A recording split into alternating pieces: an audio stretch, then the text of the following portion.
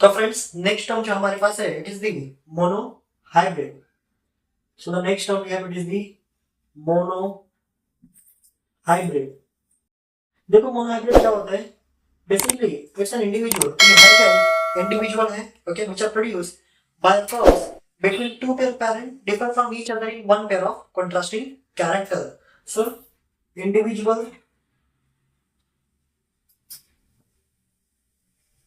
produced by a cross between two pair parents differ from each other in one pair of contrasting character. मतलब इनका सिर्फ एक ही character जो है different होगा. जैसे एक एग्जांपल है for example say here we have two pair parents, this capital T crossed with small t. So parental generation. Okay, now they produce what? Their gametes, since both of them are true breeders, so they produce only one type of gamete. From here we have capital T, that means dominant. From here we have small t, that means recessive. So दोनों ही क्या आपके gametes है. अब यहाँ पे हो जाएगा union या फिर fertilisation. So here it will be like capital T and small T. ये है आपका F1 जनरेशन. ये क्या आपका F1 जनरेशन. तो दोस्तों यही जो ऑर्गेनिज्म आया है ना या फिर ये जो ऑफस्प्रिंग आपको देखने मिल रहा है ना, यही आपका क्या है mono hybrid. That means this one is hybrid with respect to one particular character या फिर वन पर्टिकुलर ट्रेड. तो ये एक ट्रेड को लेके क्या है आपका हाइब्रिड है. तो यही आपका क्या है मोनो हाइब्रिड. ओके, तो देखो जैसा आप डेफिनेशन है individual produced by a cross. So this is the individual. This individual produced by a cross between two pair parent. So this one is pure. This one is also pure. Okay. Differ from each other in one pair of contrasting character. तो ये दोनों एक दूसरे से सिर्फ एक ही pair of contrasting character में differ करते हैं. इसके लिए इसको हम कहते हैं मोनो हाइब्रिड. नेक्स्ट देखो आपके पास है it is the F1 generation. So next term we have it is the F1 generation. अब देखो इसका मतलब क्या होता है. So in this case the F stands for the filial. F का मतलब होता है filial. One is the first. So this is actually here this F1 represent first filial.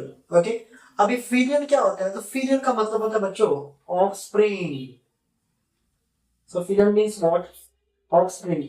अभी ऑफस्प्रिंग क्या होता है तो आपको बताने की जरूरत नहीं है. The organism which are produced by means of sexual mode of reproduction. तो कोई भी ऑर्गेनिज्म जो सेक्सुअली प्रोड्यूस होते हैं उसी को हम कहते हैं offspring.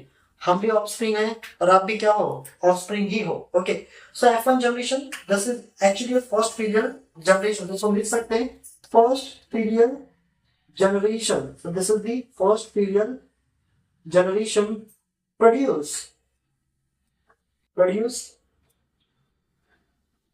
by any cross between parent. Okay, तो किसी भी क्रॉस में या फिर कोई भी क्रॉस जहां पे पेरेंट्स आपके इन्वॉल्व होते हैं उनके इन्वॉल्वमेंट से जो भी पहला जनरेशन आएगा उसी को हम कहते हैं first period generation. So first period generation produce by any cross between parent. Okay, next देखो आपके पास है F2 जनरेशन. थोड़ा सा देखो F1 जनरेशन को और इलैबोरेट करते हैं. तो यही आपने लिख सकते हैं यहाँ पे this capital T small t, this one representing what F1 generation. यहाँ पे F1 जनरेशन ही. अब देखो F1 जनरेशन क्या होता है. So basically this is the second filial generation. इसको हम क्या बोल सकते हैं second filial generation. Second filial generation produce by ये ध्यान देना स्टूडेंट, ये बहुत इंपॉर्टेंट है. सेल्फिंग ऑफ F1 जनरेशन, यानी कि जब F1 जनरेशन का सेल्फिंग होता है ना, उसके बाद जो भी ऑफस्प्रिंग प्रोड्यूस होंगे ना, उनको हम क्या कहते हैं, F2 जनरेशन। जैसे यहीं पर अगर आप देखोगे, so this capital T small t, that mean this hybrid offspring representing what, F1 generation.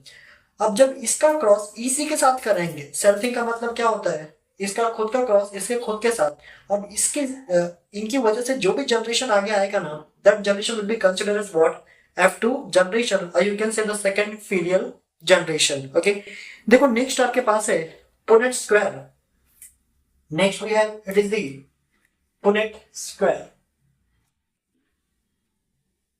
Punnett square. अब ये पुनेट स्क्वायर क्या होता है, सबसे पहले आपको बता दूं, this Punnett square it's actually device to check the possible combination of phenotype और genotype in any particular cross. Okay, तो किसी भी पर्टिकुलर क्रॉस के बाद क्या आपको फिनोटाइप मिल रहा है, क्या जीनोटाइप मिल रहा है, उसी के पॉसिबल कॉम्बिनेशन जो रिप्रेजेंट करता है ना, उसको हम कहते हैं Punnett square. So this Punnett square first of all also called checker board, किसी का एक और नाम है checker board. So the Punnett square also called checkerboard, and this Punnett square developed by Reginald C. Punnett। तो ये वो person था जिसने इस पर्टिकुलर डिवाइस को डेवलप किया, इसके लिए इसने अपने नाम पे ही इसका नाम रख लिया पुनेट स्क्वायर। तो जैसे मैंने आपको बताया, Punnett square is nothing but it's a device which represent possible combination of phenotype or genotype। Okay, so it is a device which represent a possible combination of phenotype or genotype for any cross or of any cross। तो किसी भी cross का possible genotype क्या हो सकता है, possible phenotype क्या हो सकता है, उसी को जो रिप्रेजेंट करता है उसको हम कहते हैं पुनेट स्क्वायर। जैसे हम अपनी बात कर रहे हैं, okay, as you know in case of human being, what is the possible combination, तो पॉसिबल कॉम्बिनेशन हो सकता है after this sexual mode of reproduction that the individual will either be a male or female. Okay, तो अगर सब कुछ normal है तो वहां पे दो ही चांसेस है कि जो भी इंडिविजुअल पैदा होगा वो या तो मेल होगा या तो फीमेल होगा। That mean there is a 50% chances of being a male and there is a 50% chances of being a female. तो ये जो पॉसिबल कॉम्बिनेशन बता रहा है उसको हम पुनेट स्क्वायर के द्वारा भी करके बता सकते हैं। देखो नेक्स्ट आपके पास है homologous chromosome. So next and the last, homologous chromosome. अब देखिए क्या होते हैं, बहुत ही सिंपल है। होमो मीन्स व्हाट, सेम। तो होमोलॉगस क्रोमोसोम का मतलब होता है the genetically, so the genetically and morphologically